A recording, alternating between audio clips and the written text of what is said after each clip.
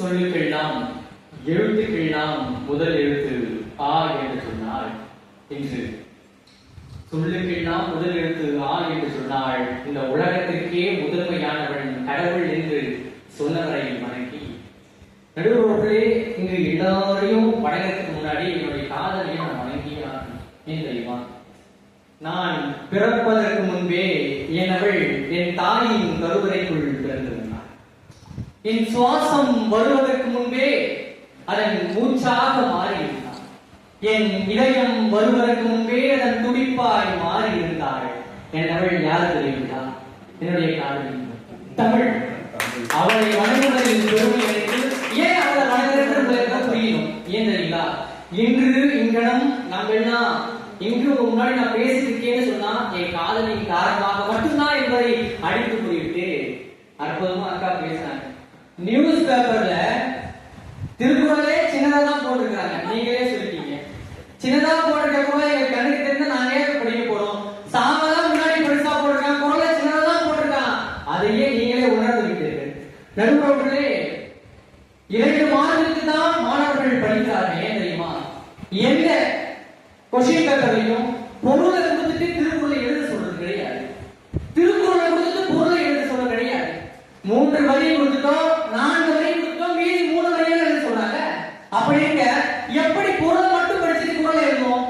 அதற்காகத்தான் சொல்கிறோம், பொருளை இங்கு யாரும் படிப்பது கிடையாது, குறளை மட்டும் தான் படிக்கிறோம். வெறுக்கிறாரு நிதிஷ் நல்லா சொன்னாரு. 5ஆம் வகுப்புல அகர முதல எழுத்தெல்லாம் ஆதி பகவன் முகற்றியே உலகில் எழுதணும். 3 வரி எழுதிட்டாரு. 4வது வரிக்கு இஸ்கு இஸ்குன்றாரு. பின்னாடி கேட்க எதுக்கு? அந்த 4வது வரியை கேட்கறதுக்கு 5ஆம் வகுப்புல பொருள் உணர்ந்து படித்திருந்தால் கேட்டிருப்பாரா? நீங்களே சொல்லுங்க. நடுவர்கள் இதெல்லாம் இருக்கட்டும். நானே ஒரு கடைக்கு போயிட்டு ஒரு குழந்தைக்கு கேட்கிறேன். அவங்க அப்பா தான் அந்த கடை.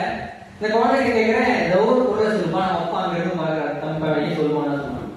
அவர் சொல்றா சம திருக்குறள் சொன்னான். அது திருக்குறள் இல்ல, திருக்குறளே கேட்டோன்னு சொன்னான். அப்பாக்களின் சிறந்த அப்பா எங்க அப்பா கேட்டு. ஏன்? அவங்க அப்பா அங்க இருந்து பார்த்தா நம்ம அப்பா ஒரே பெருமை. திருக்குறள் சொன்னா கூட என்னை பத்தி பெருமையா சொல்லிட்டாப்பா அப்படின்ட்டு அப்பாக்களுக்கு பெருமை. ஆனால் பொருளையும் உணர்வுகளை அந்த குழந்தை திருக்குறளையும் படிக்கவில்லை. இப்படி குழந்தை பொம்மரோட குழந்தைகிட்ட திருக்குறளை வைக்கணுமா? யாரையும் வெற்றிக்காரர்கள் என்று நினைக்காதீர்கள். அவர்கள் ஒரு நாள் பட்டமாக பரப்பார்கள். அன்று நீங்கள் அண்ணாதான் பார்க்க வேண்டும்.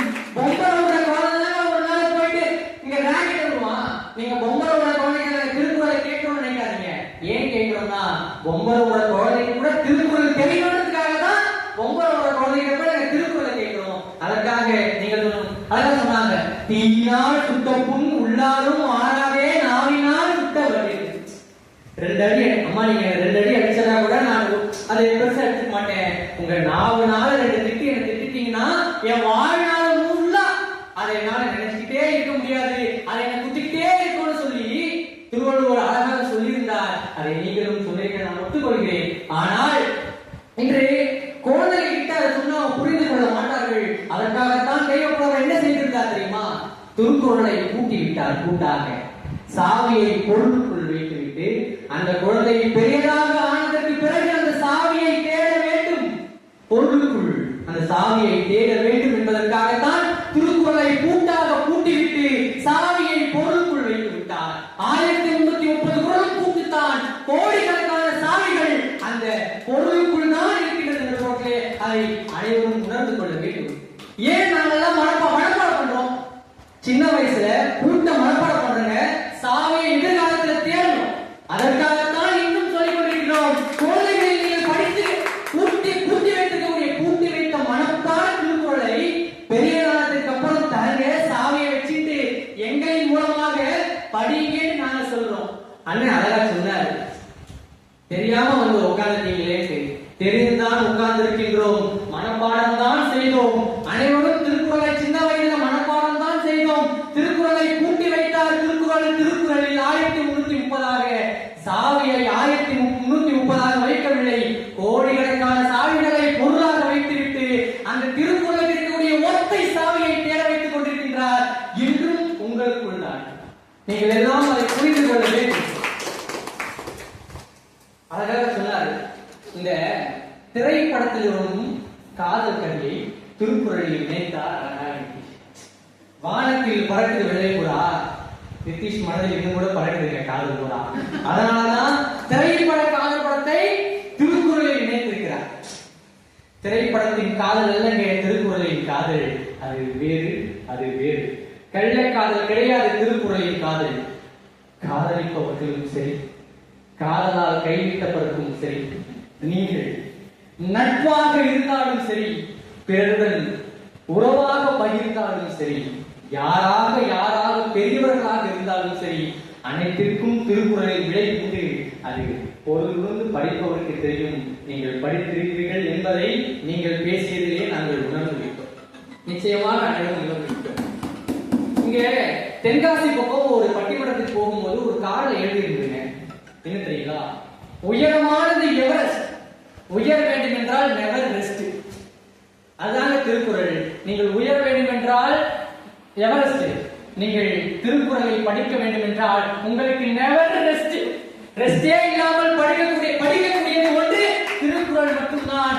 படிக்க படிக்க படிக்க உங்கள் வாழ்க்கை மென்மேலும் உயர வேண்டும் என்றால் திருக்குறளை படிங்கள் என்று நாங்கள் சொல்ல வேண்டும். படித்து முடித்த தலைப்பு உங்களுக்கு.